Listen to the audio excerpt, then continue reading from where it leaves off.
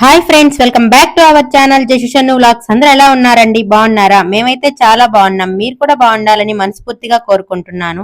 ఇవాల్టి వీడియో వచ్చేసి మేము మా పొలం దగ్గరికి అయితే వచ్చామండి. అదే అండి, జామాయిలు వేసామని చెప్పాం కదండి, అదే పొలం దగ్గరికి వచ్చాము. ఎందుకంటే పొలం చుట్టూ ఎర్రచందనం మొక్కలు నాటాలని అయితే వచ్చామండి. ఒక 60 మొక్కలు అలా తెప్పించామండి. 60 మొక్కల్ని నాటడానికి పొలం దగ్గరకు వచ్చాము. ఆ వీడియో నేనైతే మీతో షేర్ చేసుకోవాలనుకుంటున్నాను. ఫస్ట్ నాటడానికైతే గుంతలవి తీస్తున్నామండి. ఈయన వచ్చేసి మా నాన్నగారండి, అబ్బాయి వచ్చేసి మా అక్క కొడుకు, తను వచ్చేసి మా హస్బెండ్.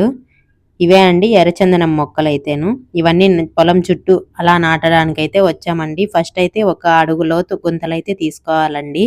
అడుగులోతు గుంతలు తీసిన తర్వాత గుంతలో సూపర్ అంటారండి, సూపర్ అది వేసిన తర్వాత కొద్దిగా వాటర్ పోసి మొక్కకున్న ప్లాస్టిక్ కవర్ తీసేసి మొక్కనైతే నాటేసామండి. ఈ విధంగా పొలం చుట్టూ మొక్కలనైతే నాటానండి. మా ఛానల్ని ఎవరైనా ఫస్ట్ టైం చూస్తున్నట్లయితే ప్లీజ్ సబ్స్క్రైబ్ చేసుకోండి జషుషన్ను వ్లాగ్స్. ప్లీజ్ లైక్ చేయండి, కామెంట్ చేయండి మా ఛానల్ని.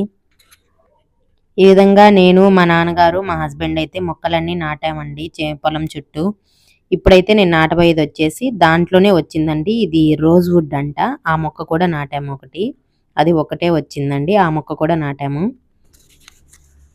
ఈ విధంగా మొక్కలు నాటడం, ఈ విధంగా పొలంలో అలా పనిచేయడం మీలో ఎంతమందికి ఇష్టమో కామెంట్ చేయండి.